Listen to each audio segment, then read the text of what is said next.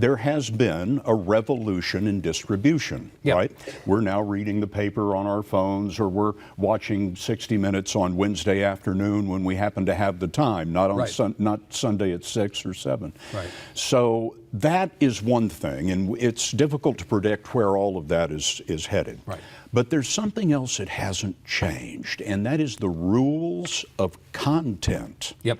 It doesn't matter how all of you are receiving 60 Minutes or the newspaper that you like to read, you have the right to generally reliable, unbiased information. Right. That never changes. And we still have the obligation 30 years after you joined CBS to produce fair, thorough, and accurate content. Absolutely right. And one of the things that concerns me about our new generation coming up is that there is this narrative out there that, well, all the rules have changed in Yep. media. Yep. And my point is, no, that's distribution, and it's a revolution. But in terms of the rules of content, it doesn't matter if you're working on a stone tablet or a glass tablet, those rules never change. Yeah.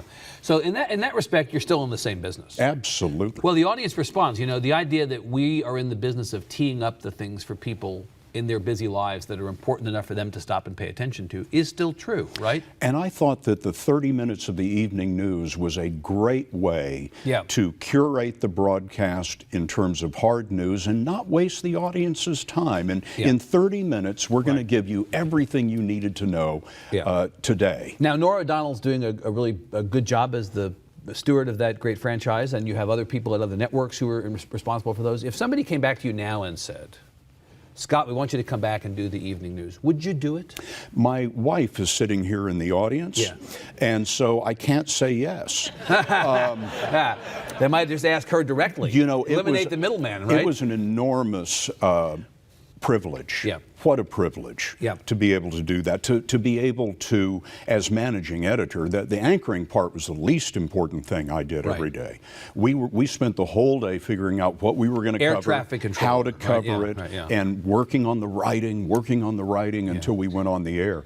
And so that was a marvelous privilege. But I was also doing a full load at 60 Minutes at the so same time. having done it, you might not. It was two race jobs to at go once, back, yeah. and yeah, maybe I'm too old for two jobs So at once. let's now. go back to the other job. So you said 20 years of 60 Minutes. How has 60 Minutes changed in those 20 years? I mean, obviously the personnel has changed. We right? are in our 52nd season. It's remarkable. It's unbelievable. Right. I wrote, the creator of 60 Minutes, Don Hewitt, Hewitt.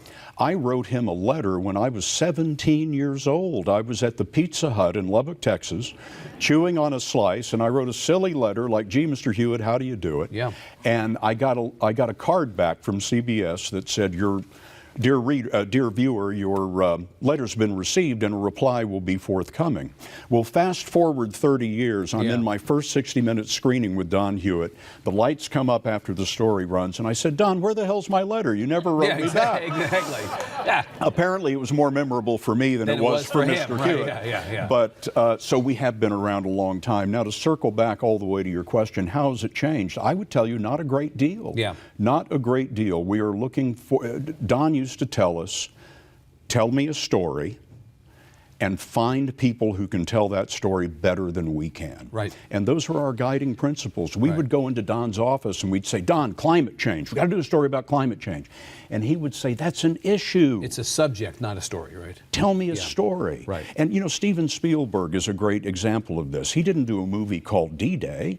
He did a movie called Saving Private Ryan. Right. You learned everything about D-Day in that one little story. Through the telling of that story and those characters. And that's what we try to do. Right. at So it's 60 long-form Minutes. narrative nonfiction. It's a magazine show in the sense that we have magazines and we have newspapers, and magazines have the luxury of space, resources to deploy to tell stories in long form, and that's really what you do. Now, in your case, long form maybe is, what's the average 60 minutes? They're 12 minutes and 30 seconds. Right. But if you think about, is there a news segment on television that is 12 minutes and 30 seconds? Maybe Rachel Maddow's opening monologue. You know, pretty much it. Right, that's it.